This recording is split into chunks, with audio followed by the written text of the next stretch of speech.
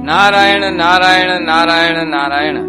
श्रीमद्भागवत तृतीय स्कंध अथ पंचदशोऽध्यायः 15वां अध्याय।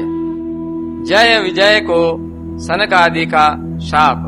श्री मैत्रेय जी ने कहा, विदुर जी, दिति को अपने पुत्रों से देवताओं को कष्ट पहुंचने की आशंका थी, इसलिए उसने दूसरों के तेज का नाश करने वाले उस कश्यप जी के तेज को 100 वर्षों तक अपने उदर में ही रखा। उस गर्भस्थ तेज से ही लोकों में सूर्य आदि का प्रकाश क्षीण होने लगा तथा इंद्र आदि लोकपाल भी तेजहीन हो गए।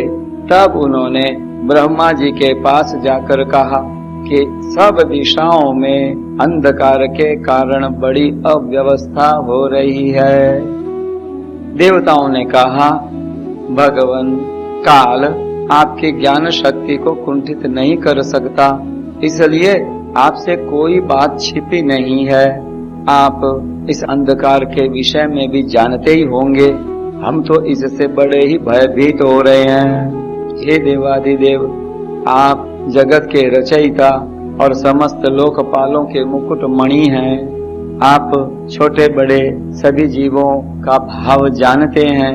देव, आप विज्ञान बल संपन्न हैं। आपने माया से ही यह चतुर्मुख रूप और रजोगुण स्वीकार किया है। आपकी उत्पत्ति के वास्तविक कारण को कोई नहीं जान सकता। हम आपको नमस्कार करते हैं। आप में संपूर्ण भुवन स्थित है। कार्य कारण रूप सारा प्रपंच आपका शरीर है, किंतु वास्तव में आप इससे परे हैं। जो समस्त जीवों के उत्पत्ति स्थान आपका अनन्य भाव से ध्यान करते हैं, उन सिद्ध योगियों का किसी प्रकार भी ह्रास नहीं हो सकता, क्योंकि वे आपके कृपा कटाक्ष से कृतकृत्य हो जाते हैं तथा प्राण, इंद्रिय और मन को जीत लेने के कारण उनका योग भी परिपक्व हो जाता है। रस्सी से बंधे हुए बैलों की भांति आपकी वेदवाणी से जकड़ी हुई सारी प्रजा आपकी अधीनता में नियम पूर्वक कर्मानुष्ठान करके आपको बलि समर्पित करती है। आप सबके नियंता मुख्य प्राण हैं। हम आपको नमस्कार करते हैं। भूमन, इस अंधकार के कारण दिन रात का विभाग अस्पष्ट हो जाने से लोगों के सारे कर्म लुप्त होते जा रहे हैं, जिससे वे दुखी हो रहे हैं। उनका कल्याण कीजिए और हम शरणागतों की ओर अपनी अपार दया दृष्टि से निहारिए। देव, आग जिस प्रकार ईंधन में पड़कर बढ़ती रहती है, उसी प्रकार कश्यप जी के वीर्य से स्थापित हुआ यह दिति का गर्भ सारी दिशाओं को अंधकारमय करता हुआ क्रमशः बढ़ रहा है। श्री मैत्रेय जी कहते हैं, महाबाहो, देवताओं की प्रार्थना सुनकर भगवान ब्रह्मा जी हंसे और उन्हें अपनी मधुर वाणी से आनंदित करते हुए कहने लगे। श्री ब्रह्मा जी ने कहा, देवताओं, तुम्हारे पूर्वज मेरे मानस पुत्र सनकादि लोकों की आसक्ति त्याग कर समस्त लोकों में आकाश मार्ग से विचरा करते थे। एक बार वे भगवान विष्णु के शुद्ध सत्वमय सब लोकों के शिरोभाग में स्थित वैकुंठ धाम में जा पहुंचे। वहां सभी लोग विष्णु रूप होकर रहते हैं, और वह प्राप्त भी उन्हीं को होता है जो अन्य सब प्रकार की कामनाओं को छोड़कर केवल भगवत चरण शरण की प्राप्ति के लिए ही अपने धर्म द्वारा उनकी आराधना करते हैं। वहां वेदांत प्रतिपाद्य धर्म मूर्ति श्री आदि नारायण हम अपने भक्तों को सुख देने के लिए शुद्ध सत्वमय स्वरूप धारण कर हर समय विराजमान रहते हैं। वैकुंठनाथ भगवान की जय। उस लोक में नई श्रेयस नाम का एक वन है जो मूर्तिमान कैवल्य सा ही जान पड़ता है। वह सब प्रकार की कामनाओं को पूर्ण करने वाले वृक्षों से सुशोभित है, जो स्वयं हर समय 6 ऋतुओं की शोभा से संपन्न रहते हैं। वहाँ विमानचारी गंधर्वगण अपनी प्रियाओं के सहित अपने प्रभु की पवित्र लीलाओं का गान करते रहते हैं, जो लोगों की संपूर्ण पाप राशि को भस्म कर देने वाली है। उस समय सरोवरों में खिली हुई मकरंद पूर्ण वासंतिक माधवी लता की सुमधुर गंध उनके चित्त को अपनी ओर खींचना चाहती हैं, परंतु वे उसकी ओर ध्यान ही नहीं देते, वरम उस गंध को उड़ाकर लाने वाले वायु को ही बुरा भला कहते हैं। जिस समय भ्रमरराज ऊंचे स्वर से गुंजार करते हुए मानो हरि कथा का गान करते हैं, उस समय थोड़ी देर के लिए कबूतर, कोयल, सारस, चकवे, पपीहे, हंस, तोते, तितर और मोरों का कोलाहल बंद हो जाता है, मानो वे भी उस कीर्तन आनंद में बेसुध हो जाते हैं। श्री हरि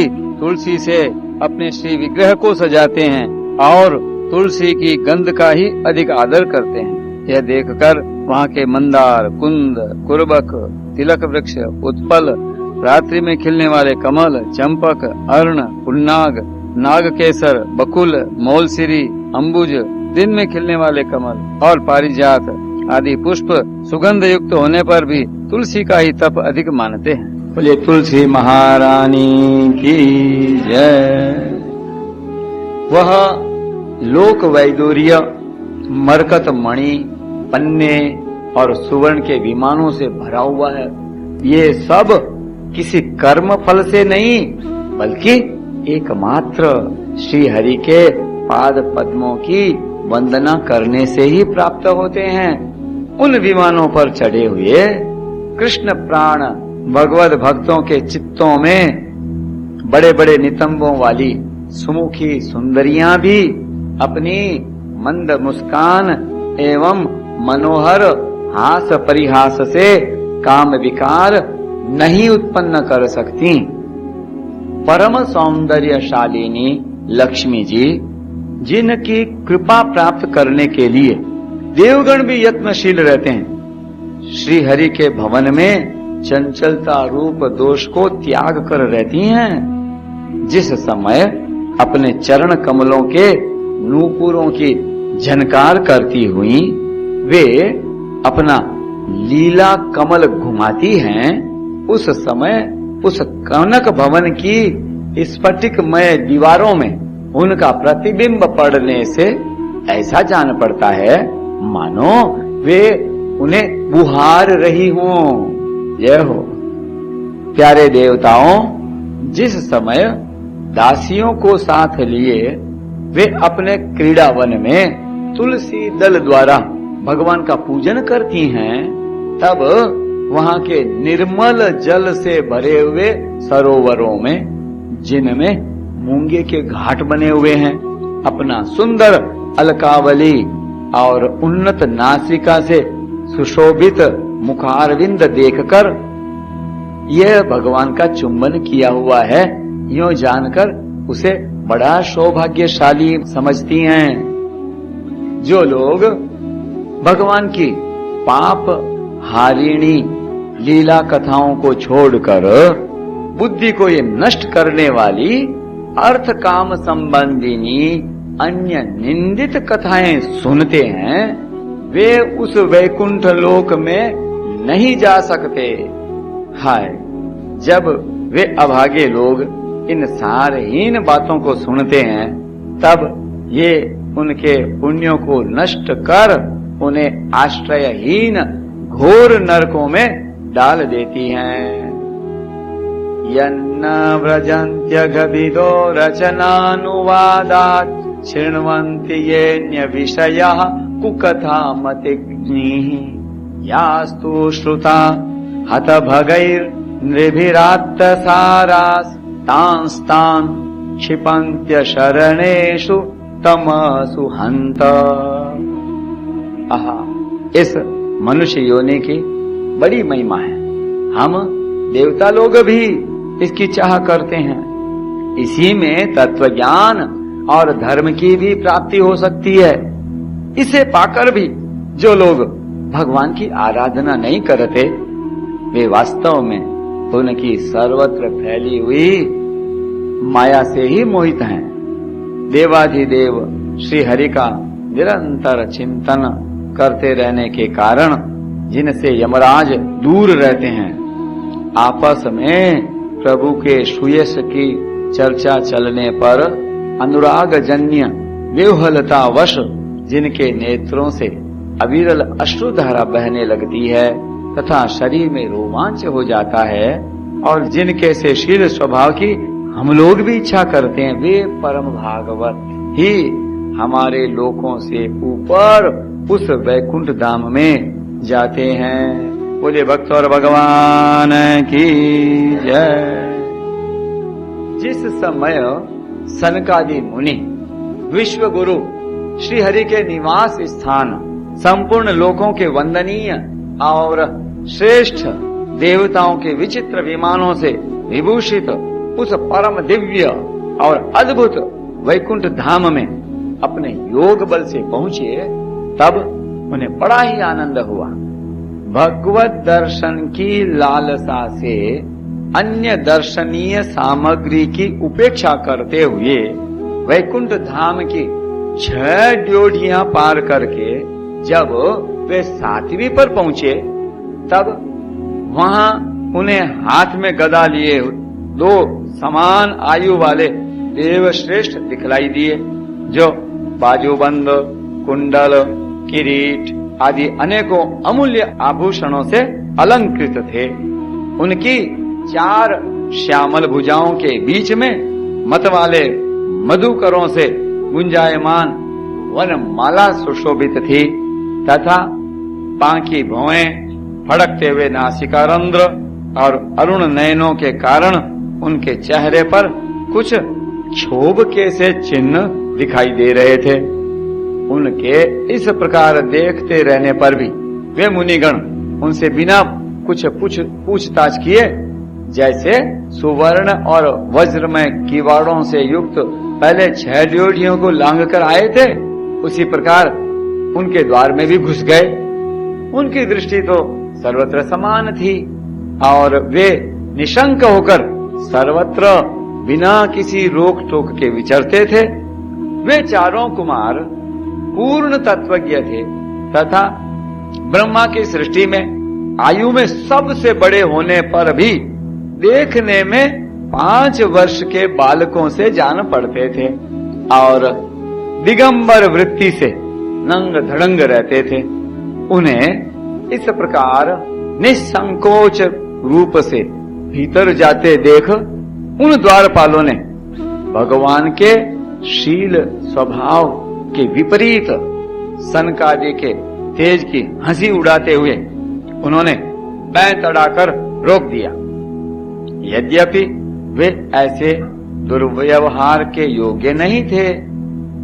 जब उन द्वारपालों ने वैकुंठवासी देवताओं के सामने पूजा के सर्वश्रेष्ठ पात्र उन कुमारों को इस प्रकार रोका, तब अपने प्रियतम प्रभु के दर्शनों में विघ्न पड़ने के कारण उनके नेत्र सहसा कुछ कुछ क्रोध से लाल हो उठे और वे इस प्रकार कहने लगे। मुनियों ने कहा, अरे द्वारपालों, जो लोग भगवान की महती सेवा के प्रभाव से इस लोक को प्राप्त होकर और यहाँ निवास करते हैं, वे तो भगवान के समान ही समदर्शी होते हैं। तुम दोनों भी उन्हीं में से हो, किंतु तुम्हारे स्वभाव में यह विषमता क्यों है? भगवान तो परम शांत स्वभाव हैं, उनका किसी से विरोध भी नहीं है। फिर यहाँ ऐसा कौन है जिस पर शंका की जा सके? तुम स्वयं कपटी हो, इसी से अपने ही समान दूसरों पर शंका करते हो। भगवान के उदर में ये सारा ब्रह्मांड स्थित है, इसलिए यहाँ रहने वाले ज्ञानी जन सर्वात्मा श्री हरि से अपना कोई भेद नहीं देखते, बल्कि महाकाश में घटाकाश की भांति उनमें अपना अंतर्भाव देखते हैं। तुम तो देव रूपधारी हो, फिर भी तुम्हें ऐसा क्या दिखाई देता है जिससे तुमने भगवान के साथ कुछ भेदभाव के कारण होने वाले भय की कल्पना कर ली? तुम हो तो इन भगवान वैकुंठनाथ के पार्षद, किंतु तुम्हारी बुद्धि बहुत मंद है।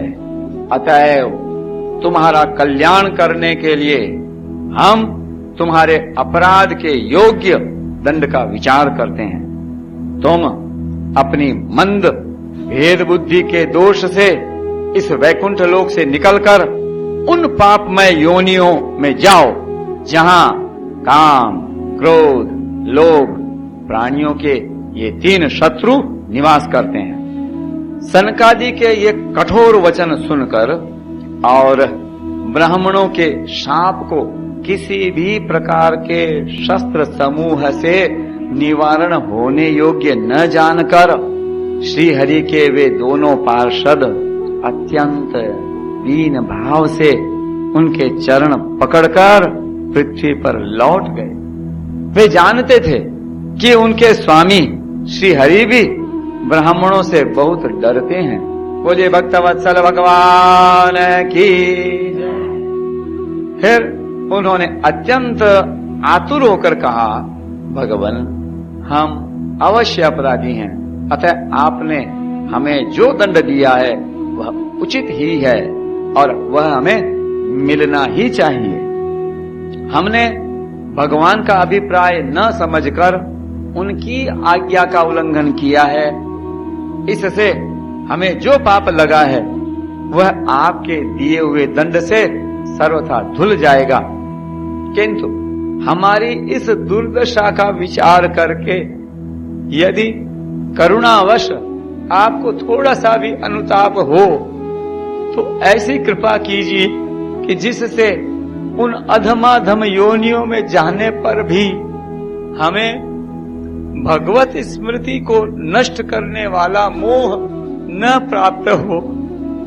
इधर जब साधु जनों के हृदय धन भगवान कमलनाभ को मालूम हुआ कि मेरे द्वारपालों ने सनकादि साधुओं का अनादर किया है, तब वे लक्ष्मी जी के सहित अपने उन्हीं श्री चरणों से चलकर ही वहां पहुंचे, जिन्हें परमहंस मुनिजन भी ढूंढते रहते हैं, सहज में नहीं पाते। सनकादि ने देखा कि उनकी समाधि के विषय श्री वैकुंठनाथ स्वयं उनके नेत्र गोचर होकर पधारे हैं। श्री वैकुंठनाथ भगवान की जय। उनके साथ साथ पार्षदगण छत्र, चामर आदि लिए चल रहे हैं तथा प्रभु के दोनों ओर राजहंस के पंखों के समान 2 श्वेत चंवर डुलाए जा रहे हैं। उनकी शीतल वायु से उनके श्वेत छत्र में लगी हुई मोतियों की झालर हिलती हुई ऐसी शोभा दे रही है मानो चंद्रमा की किरणों से अमृत की बूंदें झर रही हो। प्रभु समस्त सद्गुणों के आश्रय हैं। उनकी सौम्य मुख मुद्रा को देखकर जान पड़ता था मानो वे सभी पर अनवरत कृपा सुधा की वर्षा कर रहे हैं। अपनी स्नेहमयी चितवन से वे भक्तों का हृदय स्पर्श कर रहे थे तथा उनके सुविशाल श्याम वक्ष स्थल पर स्वर्ण रेखा के रूप में जो साक्षात लक्ष्मी जी विराजमान थीं, उनसे मानो वे समस्त दिव्य लोकों के चूड़ामणि वैकुंठ धाम को सुशोभित कर रहे थे।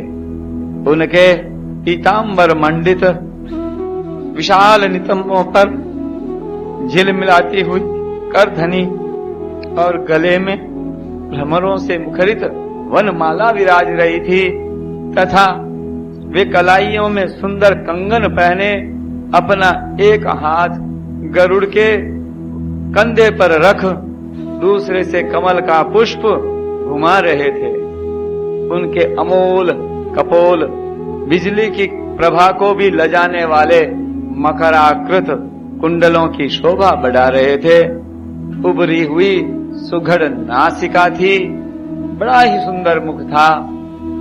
सिर पर मणिमय मुकुट विराजमान था तथा चारों भुजाओं के बीच महामूल्यवान मनोहर हार की और गले में कौस्तुभ मणि की अपूर्व शोभा हो रही थी। भगवान का श्री विग्रह बड़ा ही सौंदर्यशाली था। उसे देखकर भक्तों के मन में ऐसा वितर्क होता था कि इसके सामने लक्ष्मी जी का सौंदर्याभिमान भी गलित हो गया है। ब्रह्मा जी कहते हैं, देवताओं इस प्रकार मेरे महादेव जी के और तुम्हारे लिए परम सुंदर विग्रह धारण करने वाले श्री हरि को देखकर सनक आदि मुनीश्वरों ने उन्हें सिर झुकाकर प्रणाम किया। वैकुंठनाथ भगवान की जय। उस समय उनकी अद्भुत छवि को निहारते निहारते उनके नेत्र तृप्त नहीं होते थे। सनकादि मुनीश्वर निरंतर ब्रह्मानंद में मग्न रहा करते थे, किंतु जिस समय भगवान कमल नयन के चरणारविंद से मिली हुई तुलसी मंजरी के गंध से सुवासित वायु ने नासिका रंध्रों के द्वारा उनके अंतःकरण में प्रवेश किया, उस समय वे अपने शरीर को संभाल न सके और उस दिव्य गंध ने उनके मन में भी खलबली पैदा कर दी। भक्त वत्सल भगवान की जय। तस्यारविंद नयनस्य पदारविंद किंजल्कमिश्र तुलसी मकरंद वायु अंतर्गतः स्वविवरेण चकार तेषाम् संक्षोभमक्षरजुषामपि चित्ततन्वोः। भगवान का मुख नील कमल के समान था, अति सुंदर अधर और कुंदकली के समान मनोहर हास से उसकी शोभा और भी बढ़ गई थी। उसकी झांकी करके वे कृतकृत्य हो गए और फिर पद्मराग के समान लाल लाल नखों से सुशोभित उनके चरण कमल देखकर वे उन्हीं का ध्यान करने लगे। इसके पश्चात वे मुनिगण अन्य साधनों से सिद्ध न होने वाली स्वाभाविक अष्ट सिद्धियों से संपन्न श्री हरि की स्तुति करने लगे, जो योग मार्ग द्वारा मोक्ष पद की खोज करने वाले पुरुषों के लिए उनके ध्यान का विषय अत्यंत आदरणीय और नयनानंद की वृद्धि करने वाला पुरुष रूप प्रकट करते हैं। सनकादि मुनियों ने कहा, अनंत यद्यपि आप अंतर्यामी रूप से दुष्ट चित्त पुरुषों के हृदय में भी स्थित रहते हैं, तथापि उनकी दृष्टि से ओझल ही रहते हैं, किंतु आज हमारे नेत्रों के सामने तो आप साक्षात विराजमान हैं।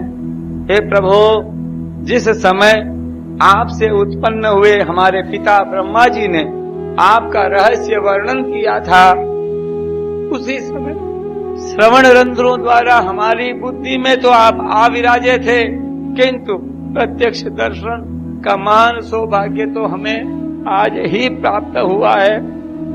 योऽन्तर्हितो हृदि गतोऽपि दुरात्मनां त्वम् सोऽद्यैव नो नयनमूलमनन्तराद्दः यर्ह्येव कर्णविवरेण गुहां गतो नः पित्रानुवर्णितरः भवदुद्भवेन। भक्तवत्सल भगवान की जय। भगवान, हम आपको साक्षात परमात्मा तत्व ही जानते हैं। इस समय आप अपने विशुद्ध सत्वमय विग्रह से अपने इन भक्तों को आनंदित कर रहे हैं।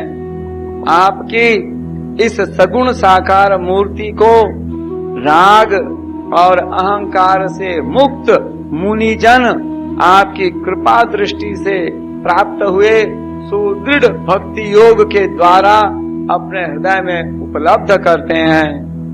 प्रभु, आपका सुयश अत्यंत कीर्तनीय और सांसारिक दुखों की निवृत्ति करने वाला है। आपके चरणों की शरण में रहने वाले जो महाभाग आपकी कथाओं के रसिक हैं, वे आपके आत्यंतिक प्रसाद मोक्ष पद को भी कुछ अधिक नहीं गिनते। फिर जिन्हें आपकी जरासी टेढ़ी भौं ही भयभीत कर देती है, उन इंद्र पद आदि अन्य भोगों के विषय में तो कहना ही क्या है। भगवान, यदि हमारा चित्त भंवरे की तरह आपके चरण कमलों में ही रमण करता रहे, हमारी वाणी तुलसी के समान आपके चरण संबंध से ही सुशोभित हो और हमारे कान आपकी सुयश सुधा से परिपूर्ण रहें, तो अपने पापों के कारण भले ही हमारा जन्म नरक आदि योनियों में हो जाए, इसकी हमें कोई चिंता नहीं है। विपुल कीर्ति प्रभो, आपने हमारे सामने जो यह मनोहर रूप प्रकट किया है, उससे हमारे नेत्रों को बड़ा ही सुख मिला है। विषयासक्त अजितेंद्रिय पुरुषों के लिए इसका दृष्टि गोचर होना अत्यंत कठिन है। आप साक्षात भगवान हैं और इस प्रकार स्पष्टतया हमारे नेत्रों के सामने प्रकट हुए हैं। हम आपको प्रणाम करते हैं। भक्तवत्सल भगवान की जय। नारायण नारायण नारायण नारायण।